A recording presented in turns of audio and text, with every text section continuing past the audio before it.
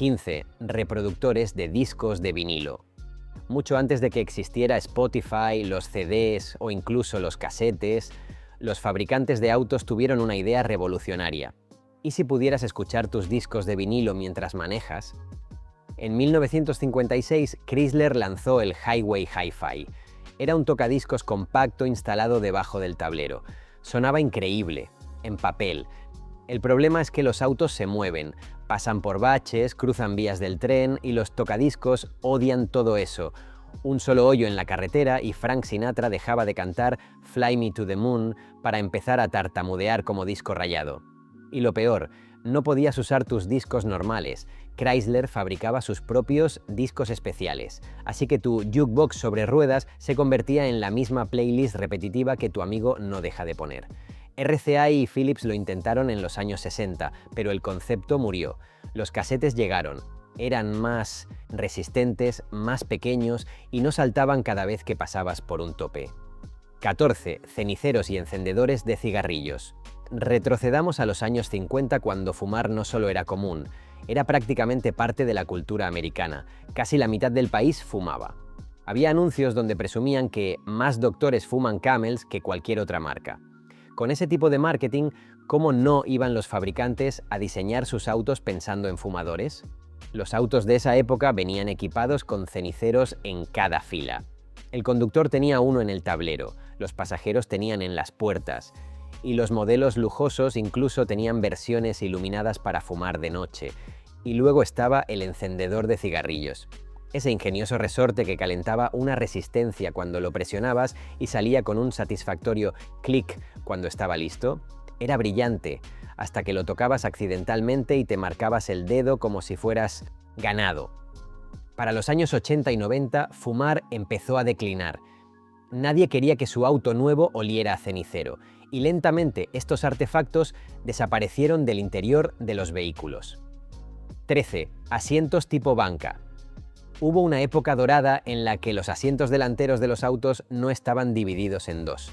Eran un solo sofá gigante. Si creciste antes de los años 90, probablemente recuerdas amontonar a 3 personas en el asiento delantero o deslizarte hasta el centro para sentarte junto a tu pareja en el autocinema. Era acogedor, era práctico y, honestamente, era como si tu sala de estar hubiera obtenido ruedas y un volante. Estos asientos explotaron en popularidad durante los años 50 y se mantuvieron por décadas, especialmente en los grandes sedanes americanos. Las familias los amaban porque podías meter más niños adelante. Claro, la seguridad en esos tiempos básicamente consistía en agárrate fuerte, chamaco. Y las parejas, ellos también los adoraban. Nada grita romance como ir hombro con hombro mientras conduces un Oldsmobile. Pero entonces llegaron los años 90 y de repente los autos tuvieron que tomarse la seguridad en serio. Cinturones, bolsas de aire, estructuras más resistentes. Además, la gente quería portavasos, consolas centrales y palancas de cambios que no te golpearan la pierna. Los asientos individuales tenían más sentido y el pobre asiento tipo banca quedó en el olvido. 12. Faros retráctiles, pop-up. Si alguna vez los autos tuvieron un truco de fiesta, este fue. Los faros retráctiles fueron el factor cool desde los años 60 hasta los 90. Un momento tu auto se veía elegante y aerodinámico. Al siguiente, 2 faros emergían del cofre como si el auto te guiñara el ojo. Desde Corvettes hasta Miatas, pasando por el RX-7, los pop-ups instantáneamente te hacían ver más genial, sin preguntas. Pero la historia va más atrás de lo que la gente cree. El primer auto con faros ocultos no fue algún deportivo futurista, fue el Cord 810 de 1936, y en esos tiempos pop-up significaba que tenías que abrirlos manualmente con una manivela. No exactamente alta tecnología, pero sentó las bases. En 1962, el Lotus Elan apareció con los primeros pop-ups motorizados. Usaban un sistema de vacío que sonaba genial, pero a veces fallaban y tu auto quedaba con un ojo abierto y otro cerrado. No exactamente intimidante. Eventualmente, las regulaciones de seguridad sobre bordes afilados, sumadas al alto costo de producción, llevaron a su desaparición. 11. La quinta rueda para estacionarse. Estacionarse en paralelo. Nadie lo disfruta. y honestamente la mitad de nosotros todavía lo evitamos. En los años 30, un inventor llamado Brooks Walker decidió que estaba harto de las maniobras incómodas. Su solución fue agregar una rueda extra. Sí, una quinta rueda oculta que bajaba desde la parte trasera del auto, levantaba ligeramente la carrocería y literalmente empujaba el vehículo de lado hacia el espacio de estacionamiento. Walker lo patentó en 1938 y lo demostró en un Packard. Luego, en los años 50, cuando los autos eran básicamente del tamaño de pequeños barcos y los espacios de estacionamiento no habían crecido ni un centímetro, lo intentó de nuevo. Equipo Cadillacs y Packards con su sistema Park Car. Imagínate estar parado en la banqueta y ver un Cadillac gigante moverse de lado como un cangrejo. La gente quedaba atónita. Entonces, ¿por qué no tenemos esta genialidad hoy? Invento brillante, momento equivocado. Era carísimo, te robaba la mitad del espacio de la cajuela y las automotrices no estaban exactamente emocionadas de rediseñar todo su sistema por la idea de un solo tipo. Además, cuando la dirección hidráulica se volvió normal, estacionarse ya no era tan aterrador. 10. Espejos montados en las salpicaderas. Los espejos montados en las salpicaderas eran como una relación a larga distancia entre partes del auto, técnicamente funcionales, pero demasiado lejos para ser prácticos. En lugar de estar junto a tu puerta, donde podrías, ya sabes, tocarlos, estos espejos estaban relajándose en las salpicaderas, básicamente a medio camino del horizonte. La lógica era simple: si los espejos estaban más adelante, el conductor no tendría que girar tanto la cabeza para verlos. En teoría, esto significaba menos distracción y mejor campo visual. En la realidad, ajustarlos significaba tener brazos increíblemente largos o bajarte del auto cada vez para ajustarlos manualmente, como hacías con las antenas de televisión en los viejos tiempos. Los autos japoneses en particular adoraron este diseño durante los años 60, 70 e incluso hasta los 80. Modelos como el Toyota Crown y el Datsun 240Z lucían orgullosamente sus espejos en las salpicaderas. Pero para los 80, los fabricantes finalmente dijeron: «Ok, esto es tonto», y pusieron los espejos donde pertenecen, en las puertas. Espejos de salpicadera, divertidos de ver, no tan divertidos de usar. 9. Llantas de banda blanca. En aquella época, si tu auto tenía llantas de banda blanca, no solo estabas manejando, estabas luciendo. Estas cosas eran como zapatos de smoking para tu automóvil. Pintura brillante, cromados relucientes y esos audaces anillos blancos alrededor de las llantas. Clase instantánea. Te estacionabas junto a un tipo con llantas negras normales y de repente su auto parecía usar Crocs, mientras el tuyo llevaba mocasines italianos. El look en realidad nació de la practicidad. El caucho no es naturalmente negro, es medio blanquecino. Los fabricantes descubrieron que si agregaban negro de carbón, las llantas duraban muchísimo más, pero a la gente le seguía encantando ese borde blanco y elegante, así que los fabricantes siguieron haciéndolas. Caucho negro resistente en la banda de rodamiento, paredes blancas elegantes a los lados, lo mejor de ambos mundos. Durable abajo, fiesta a los lados. Desde los años 40 hasta los 60, todo el mundo las quería. Autos de lujo, deportivos, incluso sedanes familiares parecían ir camino al baile de graduación. Pero entonces llegaron los 70 y 80 y las bandas blancas de repente parecían la elección de moda del abuelo. La gente quería autos modernos con llantas negras deportivas y de perfil bajo. Las bandas blancas pasaron de alta sociedad a comunidad de retiro casi de la noche a la mañana.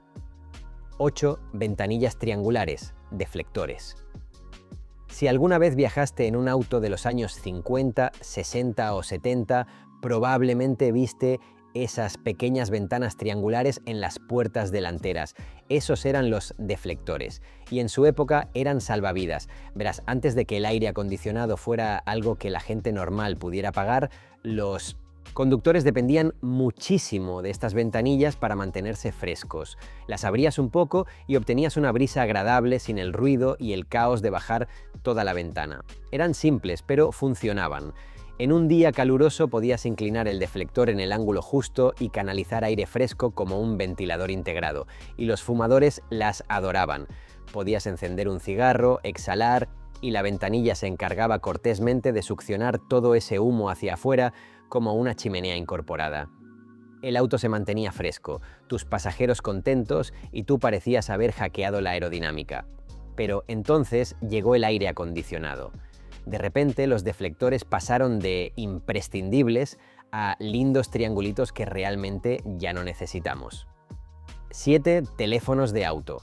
Antes del Bluetooth, antes de los smartphones e incluso antes de esos ladrillos gigantes de Nokia, existía el símbolo de estatus definitivo, el teléfono de auto. Si tenías uno, no solo estabas manejando, básicamente estabas viviendo en el futuro. Estos aparatos eran voluminosos, estaban cableados al auto y usualmente montados justo en la consola central como equipo de soporte vital. Pero aquí está la parte que la mayoría no sabe. Los teléfonos de auto en realidad se remontan mucho más atrás. La primera llamada telefónica inalámbrica desde un auto se hizo en 1946 dentro de un Chrysler. Sí, algún tipo literalmente levantó un auricular e hizo historia. El equipo fue construido por Galvin Manufacturing, la compañía que eventualmente se convertiría en Motorola. Bastante futurista para su tiempo, pero en realidad era un desastre. Las llamadas costaban una fortuna, la cobertura apenas existía, y el hardware ocupaba tanto espacio que básicamente sacrificabas media cajuela solo para hacer unos minutos de llamada. Para los años 80, la tecnología finalmente maduró. Las redes mejoraron, el equipo se redujo y de repente los teléfonos de auto se volvieron el accesorio. Ejecutivos los tenían, celebridades los presumían. Y Hollywood los usaba para gritar, «Este tipo es rico». Honestamente, nada se veía más genial que llegar, sacar ese auricular tosco y hacer llamadas como si nada. Pero cuando los celulares portátiles se volvieron más pequeños, más baratos y funcionaban fuera del auto también, el teléfono de auto pasó de máximo lujo a pisapapeles costoso en un abrir y cerrar de ojos. 6. Techos de vinilo. En los años 60 y 70, los fabricantes tuvieron una idea peculiar. ¿Qué tal si hacemos que un auto parezca convertible, sin que realmente lo sea? A los fabricantes les encantó la idea porque le daba a los sedanes normales un aire más lujoso y exclusivo sin costar demasiado. A los compradores también les encantó. Era el equivalente automotriz de ponerte un Rolex falso. Nadie tenía que saber que era solo plástico. Algunos autos solo tenían el vinilo en parte del techo, otros iban con cobertura completa. De cualquier manera, impresionaba, pero había desventajas serias.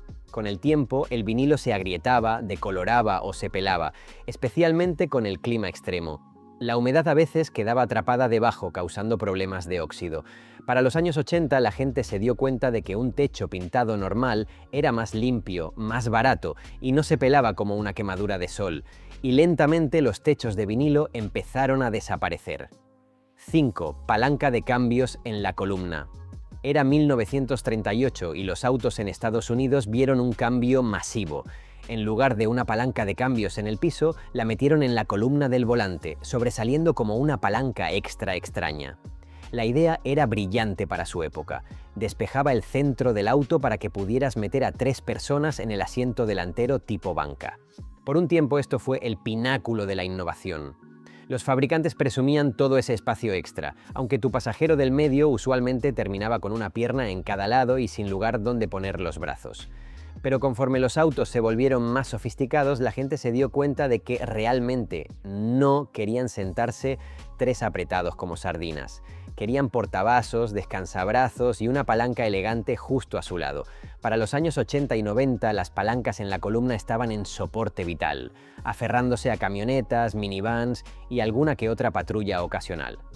Lo que alguna vez fue aclamado como el invento más inteligente del mundo automotriz, ahora es tan anticuado como un celular con antena. 4. Barras Landau. Probablemente las has visto antes, esas pequeñas barras cromadas y brillantes colocadas diagonalmente en los pilares traseros de autos de lujo antiguos, y quizás pensaste que servían para algo. Lamento decepcionarte.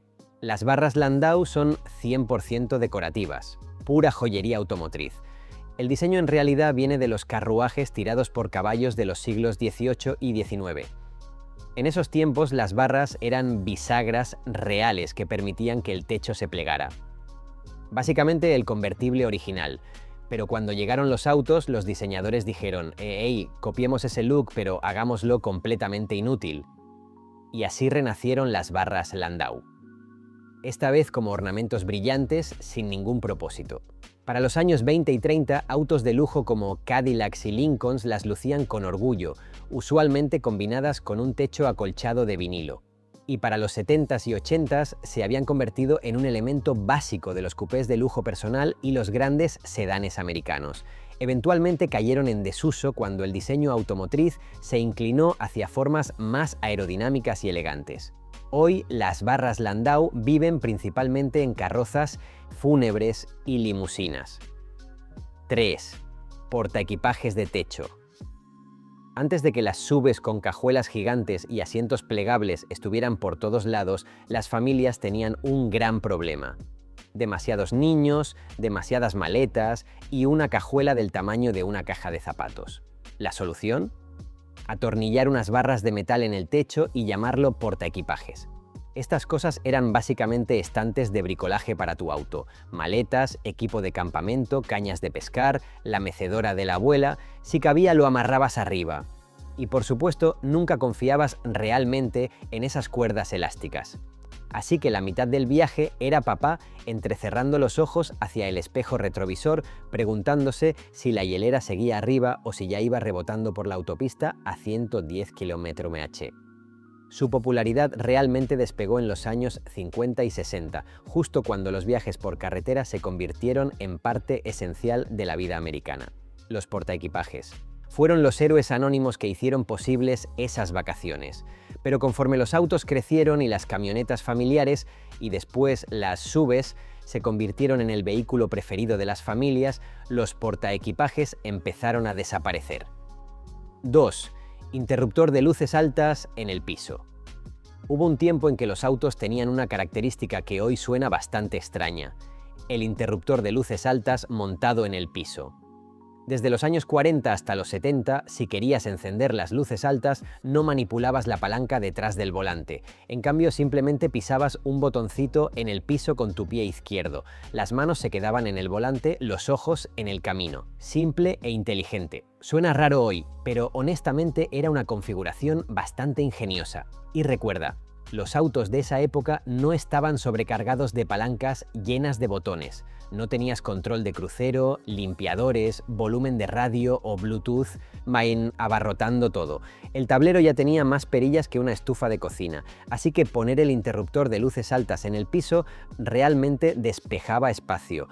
¿Qué pasó entonces? Para finales de los 70, los fabricantes empezaron a mover todo a la columna del volante porque era más fácil de cablear, más limpio de diseñar y mucho menos confuso para los pasajeros.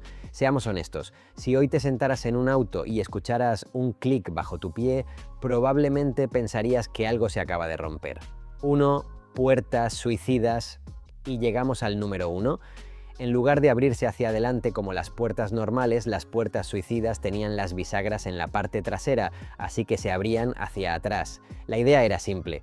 Hacía que entrar y salir del auto fuera mucho más fácil, especialmente si ibas vestido elegante con traje o vestido de gala. En los años 30 y 40, estas cosas eran el máximo lujo. Los autos premium las lucían con orgullo y cuando salías, era como desplegarte sobre una alfombra roja, aunque solo fueras a la tienda de la esquina por leche. El Lincoln Continental de los años 60 fue el ícono por excelencia. Puertas que se abrían desde el centro, vibra dramática total. No solo llegabas a algún lugar, hacías una entrada. Lincoln incluso las trajo de regreso brevemente en 2019 y 2020, como una gira de reunión antes de despedirse del Continental para siempre. Entonces, ¿por qué ya no las vemos? Simple, eran peligrosas. Si una se abría mientras conducías, el viento no solo la atrapaba, básicamente intentaba arrancarla del auto y quizás arrastrarte contigo. No exactamente el tipo de emoción que los compradores buscaban. Una vez que llegaron las leyes de seguridad y los cinturones, los fabricantes silenciosamente abandonaron las bisagras traseras en favor de las delanteras, mucho más seguras. Gracias por ver el vídeo. Si te ha gustado, apóyanos con tu suscripción y tu like.